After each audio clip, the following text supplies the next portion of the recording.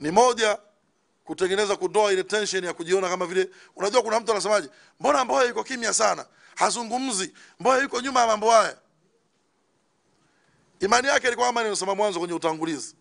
Muda mwingine, yani leo kwa mfano, kwa jinsi tu hii watu bado hawajatulia, wanatumiana.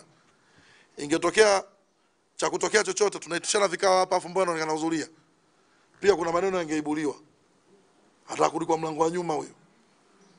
Mwenzie yuko kule, naona sasa anakuongoza vikao. Kwa kwenye utaratibu wa dunia ile ustaarabika, wenzenu wakiingia ofisini mnawapa nafasi na uhuru. Mbeleni huko wakishazoea sawa, ofisi wameiweka yote mkononi.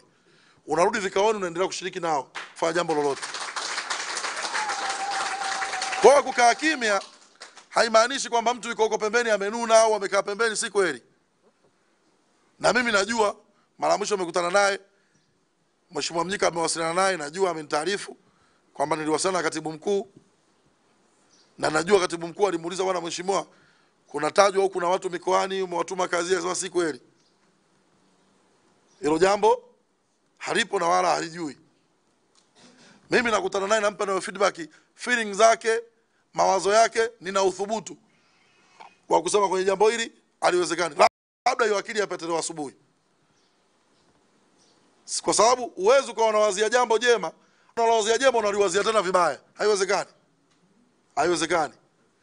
Kwa hiyo ingekuwa tuna vikao sisi leo Mheshimiwa Mbowe kwamba ukimya wake na kwamba tunaamini ni maagizo yake ya sabotage.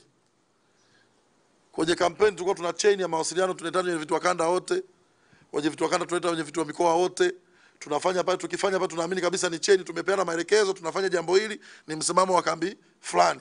Kitu hiko baada ya uchaguzi wa chama tu, hatukuwahi kufanya vikao vya namna hiyo wala kukutana tena kufanya jambo lolote la maagizo ya pamoja kwamba sasa tuna msimamo huu ili tuende against chama au kujipanga dhidi ya chama. Hatujui kufanya jambo la namna hiyo.